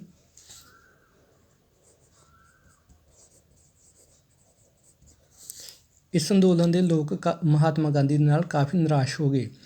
ਹੁਣ ਇਸ ਨਿਰਾਸ਼ਾ ਤੋਂ ਬਾਅਦ ਮੁਸਲਿਮ ਔਰ ਹਿੰਦੂਇਜ਼ਮ ਦੋਨਾਂ ਕਮਿਊਨਿਟੀ ਦੇ ਵਿਚਕਾਰ ਕਾਫੀ ਲੜਾਈ ਝਗੜੇ ਹੁੰਦੇ ਰਹੇ। ਹਮੇਸ਼ਾ ਜਦੋਂ ਇਹਨਾਂ ਦਾ ਕੋਈ ਨਾ ਕੋਈ ਧਾਰਮਿਕ ਪ੍ਰੋਗਰਾਮ ਹੋਣਾ, ਇੱਕ ਦੂਸਰੇ ਵਿਰੁੱਧ ਭੜਕਾ ਦੇਣਾ ਇਹਨਾਂ ਨੂੰ ਲੋਕਾਂ ਵੱਲੋਂ, ਔਰ ਹਮੇਸ਼ਾ ਇਹਨਾਂ ਦੇ ਵਿਚਕਾਰ ਇੱਕ ਕਲੈਸ਼ਿਸ਼ ਔਰ ਰੀਅਟਸ, ਦੰਗੇ ਫਸਾਦ ਜਿਹੜੇ ਹੋ ਜਾਂਦੇ ਸੀ। ਅਗਰ ਮੁਸਲਮਾਨ ਆਪਣਾ ਕੋਈ ਦਿਨ ਤਿਉਹਾਰ ਮਨਾ ਰਹੇ ਆ, ਜਿਵੇਂ ਉਹਨਾਂ ਨੂੰ ਸੂਰ ਦਾ ਮਾਸ ਖਾਣਾ ਇੱਕ ਮਨਾ ਹੈ, ਜਾਂ ਜਿਹੜਾ ਆਪਣੇ ਅਗੇਂਸਟ ਰਿਲੀਜਨ ਦੇ ਅਗੇਂਸਟ ਸਮਝਦੇ ਆ, ਉਹਨਾਂ ਦੀ ਮਸਜਿਦ ਦੇ ਕੋਲ ਕਿਸੇ ਨੇ ਸੂਰ ਦਾ ਮਾਸ ਸੁੱਟ ਦੇਣਾ। ਹਿੰਦੂਇਜ਼ਮ ਮਨਾ ਰਿਹਾ ਆਪਣਾ ਕੋਈ ਫੈਸਟੀਵਲ, ਉਹਨਾਂ ਦੇ ਮੰਦਰਾਂ ਦੇ ਕੋਲ ਕਾਓ ਦਾ, ਗਾਂ ਦਾ ਮਾਸ ਸੁੱਟ ਦੇਣਾ, ਅਜਿਹੀਆਂ ਘਟਨਾਵਾਂ ਦਾ ਕਰਕੇ ਹਮੇਸ਼ਾ ਇਹਨਾਂ ਦੇ ਵਿਚਕਾਰ ਜਿਹੜਾ ਇੱਕ ਦੰਗੇ ਫਸਾਦ ਦੀ ਸਿਚੁਏਸ਼ਨ ਜਿਹੜੀ ਬਣੀ ਰਹਿੰਦੀ ਸੀ। ਨੈਕਸਟ, ਅਜਿਹੀ ਸਿਚੁਏਸ਼ਨ ਦੇ ਵਿੱਚ ਮੁਸਲਮਾਨ ਵੀ ਮਹਾਤਮਾ ਗਾਂਧੀ ਦਾ ਕਿਸੇ ਵੀ ਤਰ੍ਹਾਂ ਦਾ ਸਾਥ ਜਿਹੜਾ ਨਹੀਂ ਸੀ ਦੇਣਾ ਚਾਹੁੰਦੇ। ਨੈਕਸਟ, ਕਾਂਗਰਸ ਐਂਡ ਮੁਸਲਿਮ ਲੀਗ ਐਫਡ। ਮੁਸਲਿਮ ਲੀਗ ਦਾ ਨੇਤਾ ਮੁਹੰਮਦ ਅਲੀ ਜਿਨਾਹ ਸੀ। ਇੱਕ ਵਾਰ ਇਹਨਾਂ ਦੋਨਾਂ ਨੇ ਫਿਰ ਕਾਂਗਰਸ ਔਰ ਮੁਹੰਮਦ ਅਲੀ ਜਿਨਾਹ ਨੇ ਇੱਛਾ ਪ੍ਰਗਟ ਕੀਤੀ ਕਿ ਅਸੀਂ ਲੋਕਾਂ ਨੂੰ ਫਿਰ ਦੁਬਾਰਾ ਰੀਯੂਨਾਈਟ ਇਕੱਠੇ ਕਰ ਲਈਏ। Muhammad Ali Jinnah willing to give up the demand. Muhammad Ali ਜੋ ਕਿ ਇੱਕ ਡਿਮਾਂਡ ਕਰਦਾ ਪਿਆ ਸੀ ਕਿ ਸਾਨੂੰ ਵੀ ਸੈਪਰੇਟ ਇਲੈਕਟੋਰੇਟ, ਇੱਕ ਵੱਖਰੇ ਇਲਾਕੇ ਦੀ ਡਿਮਾਂਡ ਕਰਦਾ ਪਿਆ ਸੀ ਕਿ ਸਾਨੂੰ ਇੱਕ ਵੱਖਰਾ ਇਲਾਕਾ ਚਾਹੀਦਾ ਜਿਹਦੇ ਵਿੱਚ ਸੀਟਸ ਜਿਹੜੀਆਂ ਮੁਸਲਮਾਨਾਂ ਵਾਸਤੇ ਰਿਜ਼ਰਵ ਹੋਣ। ਹੁਣ ਮੁਹੰਮਦ ਅਲੀ ਜਿਨਾਹ ਕਹਿੰਦਾ ਸੀ ਕਿ ਮੈਂ ਇਹ ਡਿਮਾਂਡ ਹੈ ਜਿਹੜਾ ਇਹਨੂੰ ਛੱਡ ਦੇਵਾਂਗਾ, ਪਰ ਮੇਰੀ ਇੱਕ ਡਿਮਾਂਡ ਮੰਨ ਲਈ ਜਾਵੇ ਕਿ ਸੈਂਟਰਲ ਅਸੈਂਬਲੀ, ਕੇਂਦਰ ਸਰਕਾਰ ਦੀ ਜਿਹੜੀ ਸਰਕਾਰ ਆ ਉਹਨਾਂ ਦੇ ਵਿੱਚ ਜੇ ਮਤਲਬ ਇੰਡੀਆ ਦੇ 40 ਮੈਂਬਰ ਚੁਣੇ ਜਾਣੇ ਆ, 40 ਮੈਂਬਰਾਂ ਦੇ ਵਿੱਚ ਕੁਝ ਸੀਟਾਂ ਪੱਕੀਆਂ ਹੀ ਮੁਸਲਮਾਨਾਂ ਨੂੰ ਦੇ ਦਿੱਤੀਆਂ ਜਾਣ ਕਿ 40 ਦੇ ਵਿੱਚੋਂ 5, 10, 15 ਕਿੰਨੀਆਂ ਵੀ ਸੀਟਾਂ ਉਹਨਾਂ ਦੀ ਪਾਪੂਲੇਸ਼ਨ ਦੇ ਆਧਾਰ 'ਤੇ ਨਿਸ਼ਚਿਤ ਕਰ ਦੇਣ ਕਿ ਸੈਂਟਰ ਗੌਰਮੈਂਟ ਦੇ ਵਿੱਚ ਤੁਹਾਡੇ ਇੰਨੇ ਮੈਂਬਰ ਹੋਣਗੇ। ਅਤੇ ਨਾਲ ਦੀ ਨਾਲ ਦੂਸਰੀ ਗੱਲ, ਕੁਛ ਮੁਸਲਿਮ ਡੋਮੀਨੈਂਟ ਮਤਲਬ ਜਿਹੜੇ ਇਲਾਕਿਆਂ ਦੇ ਵਿੱਚ ਮੁਸਲਮਾਨਾਂ ਦੀ ਪ੍ਰਮੁੱਖਤਾ ਹੈ, ਮੁਸਲਮਾਨ ਲੋਕ ਜ਼ਿਆਦਾ ਹੈ, ਜਿਵੇਂ ਕਿ ਉਸ ਸਮੇਂ ਮੁਸਲਿਮ ਲੋਕ ਜ਼ਿਆਦਾ ਸੀ ਪੰਜਾਬ ਦੇ ਵਿੱਚ ਔਰ ਬੰਗਾਲ ਦੇ ਵਿੱਚ। ਇਹਨਾਂ ਇਲਾਕਿਆਂ ਦੇ ਵਿੱਚ ਹਮੇਸ਼ਾ ਮੁਸਲਿਮ ਡੋਮੀਨੇਸ਼ਨ ਜਿਹੜੀ ਉਹਨੂੰ ਐਕਸੈਪਟ ਕੀਤਾ ਜਾਵੇ। ਮਤਲਬ ਇੱਥੇ ਸਿਰਫ ਮੁਸਲਿਮ ਲੋਕ ਜਿਹੜੇ ਉਹੀ ਆਪਣੀ ਗੌਰਮੈਂਟ ਬਣਾਉਣ, ਉਹਨਾਂ ਦਾ ਰਾਜ ਹੋਵੇ। ਮਹਾਤਮਾ ਗਾਂਧੀ ਦੀ ਮੁਹੰਮਦ ਅਲੀ ਜਿਨਾਹ ਦੇ ਨਾਲ ਗੱਲਬਾਤ ਹੁੰਦੀ ਪਈ। ਇਹਨਾਂ ਦਾ ਸਮਝੌਤਾ ਕਹਿ ਸਕਦੇ ਹੋ ਕਿ ਪੂਰਾ ਕੰਪਲੀਟ ਹੋਣ ਹੀ ਵਾਲਾ ਸੀ, ਪਰ ਇਸ ਸਮੇਂ ਦੌਰਾਨ ਜਦੋਂ ਸਾਰੀਆਂ ਪਾਰਟੀਆਂ ਦੀ 1928 ਨੂੰ ਮੀਟਿੰਗ ਹੋਈ ਆ, ਕਾਨਫਰੰਸ ਹੋਈ ਆ, ਉਸ ਕਾਨਫਰੰਸ ਦੇ ਵਿੱਚ MR ਜੈਕਰ ਨਾਮ ਦਾ ਇੱਕ ਹਿੰਦੂ ਲੀਡਰ ਸੀ। ਉਹਨੇ ਇਸ ਕੰਪਰੋਮਾਈਜ਼ ਦਾ, ਇਸ ਸਮਝੌਤੇ ਦਾ ਵਿਰੋਧ ਕਰ ਦਿੱਤਾ ਕਿ ਅਸੀਂ ਨਾ ਤਾਂ ਇਹਨਾਂ ਨੂੰ ਇੱਕ ਨਿਸ਼ਚਿਤ ਤੌਰ 'ਤੇ ਸੀਟਾਂ ਹੀ ਦੇ ਸਕਦੇ ਹਾਂ, ਨਾ ਹੀ ਇਹਨਾਂ ਦੋ ਇਲਾਕਿਆਂ ਦੀ ਡੋਮੀਨੇਸ਼ਨ ਦੇ ਸਕਦੇ ਹਾਂ। ਉਹਦਾ ਮੰਨਣਾ ਸੀ ਕਿ ਕਾਂਗਰਸ ਵੀ ਇਲੈਕਸ਼ਨ ਲੜੇਗੀ, ਮੁਸਲਿਮ ਲੀਗ ਵੀ ਇਲੈਕਸ਼ਨ ਲੜੇਗੀ, ਜਿਹੜਾ ਜਿੱਤ ਜੇਗਾ ਉਹੀ ਇਹਨਾਂ ਸੀਟਸ ਦੇ ਉੱਪਰ ਜਿਹੜਾ ਕਬਜ਼ਾ ਕਰ ਲਏਗਾ। ਕਿਸੇ ਨੂੰ ਰਿਜ਼ਰਵ ਸੀਟਸ ਜਿਹੜੀਆਂ ਨਹੀਂ ਦਿੱਤੀਆਂ ਜਾਣਗੀਆਂ ਰਿਲੀਜਨ ਦੇ ਆਧਾਰ 'ਤੇ। ਸੋ ਜਦੋਂ ਫਿਰ ਡਿਸਓਬੀਡੀਐਂਸ ਮੂਵਮੈਂਟ ਸ਼ੁਰੂ ਕੀਤਾ ਜਾਂਦਾ ਮਹਾਤਮਾ ਗਾਂਧੀ ਵੱਲੋਂ, ਉਸ ਸਮੇਂ ਇੱਕ ਸਸਪੀਸ਼ਨ, ਇੱਕ ਸ਼ੱਕ ਦੀ ਭਾਵਨਾ ਜਿਹੜੀ ਆ ਦੋਨਾਂ ਕਮਿਊਨਿਟੀ ਵਿੱਚ ਪੈਦਾ ਹੋਈ ਆ। ਡਿਸਟਰਸਟ, ਦੋਨਾਂ ਦੇ ਵਿਚਕਾਰ ਇੱਕ ਬੇਭਰੋਸਗੀ ਆ, ਕੋਈ ਵੀ ਇੱਕ ਦੂਸਰੇ ਦੇ ਉੱਪਰ ਭਰੋਸਾ ਕਰਨ ਵਾਸਤੇ ਤਿਆਰ ਨਹੀਂ। ਇਸ ਕਰਕੇ ਮੁਸਲਮਾਨਾਂ ਨੇ ਕੋਈ ਬਹੁਤਾ ਜ਼ਿਆਦਾ ਇਸ ਸਟਰਗਲ ਦੇ ਵਿੱਚ ਮਹਾਤਮਾ ਗਾਂਧੀ ਦਾ ਸਾਥ ਨਾ ਦਿੱਤਾ, ਸਿਵਲ ਡਿਸਓਬੀਡੀਐਂਸ ਮੂਵਮੈਂਟ ਤੋਂ ਆਪਣੇ ਆਪ ਨੂੰ ਦੂਰ ਰੱਖਿਆ। ਦੇ ਫੀਅਰ ਆਇਡੈਂਟੀਟੀ, ਕਿਉਂਕਿ ਉਹਨਾਂ ਨੂੰ ਡਰ ਸੀ ਕਿ ਅਗਰ ਇਹ ਮੂਵਮੈਂਟ ਸਕਸੈਸਫੁਲ ਹੋ ਜਾਂਦਾ ਹੈ ਔਰ ਹਿੰਦੂ ਧਰਮ ਦੇ ਨੁਮਾਇੰਦੇ ਪਾਰਟੀ ਗੌਰਮੈਂਟ ਦੇ ਵਿੱਚ ਜ਼ਿਆਦਾ ਹੋ ਜਾਂਦੇ ਆ, ਇਹਦੇ ਨਾਲ ਅਗਰ ਆਉਣ ਵਾਲੇ ਸਮੇਂ ਦੇ ਵਿੱਚ ਦੇਸ਼ ਕੰਟਰੀ ਇਹ ਫਰੀਡਮ ਵੱਲ ਜਾਂਦਾ ਹੈ, ਆਜ਼ਾਦੀ ਪ੍ਰਾਪਤ ਕਰਦਾ ਹੈ, ਉਸ ਦੇਸ਼ ਦੇ ਵਿੱਚ ਹਿੰਦੂਇਜ਼ਮ ਦੀ ਗਿਣਤੀ ਜ਼ਿਆਦਾ ਹੋਣ ਦਾ ਕਰਕੇ ਸਾਡਾ ਆਪਣੇ ਧਰਮ ਦੇ ਲੋਕ ਜੋ ਕਿ ਘੱਟ ਗਿਣਤੀ ਵਿੱਚ, ਮਿਨੋਰਟੀ ਮੀਨਸ ਘੱਟ ਗਿਣਤੀ ਦੇ ਵਿੱਚ ਆ, ਉਹਨਾਂ ਦਾ ਕਲਚਰ, ਉਹਨਾਂ ਦੀ ਇੱਕ ਵੱਖਰੀ ਪਹਿਚਾਣ ਹਿੰਦੂਇਜ਼ਮ ਵੱਲੋਂ ਜਿਹੜਾ ਆਪਣੇ ਧਰਮ ਦੇ ਨਾਲ ਮਿਕਸ ਕਰ ਲਈ ਜਾਏਗੀ। ਕਿਉਂਕਿ ਹਮੇਸ਼ਾ ਉਹਨਾਂ ਦਾ ਮੰਨਣਾ ਹੈ ਕਿ ਅਗਰ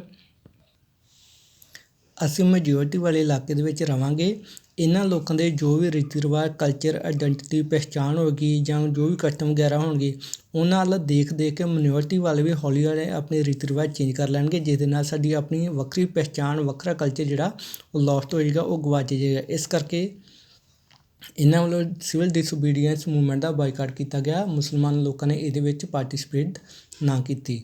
so thanks, have A nice day and hope you understand the lesson. And once again I ask you, if you have any problem you can ask me anytime. So thanks। Waheguru ji ਕਾ ਖਾਲਸਾ, ਵਾਹਿਗੁਰੂ ਜੀ ਕੀ ਫਤਿਹ।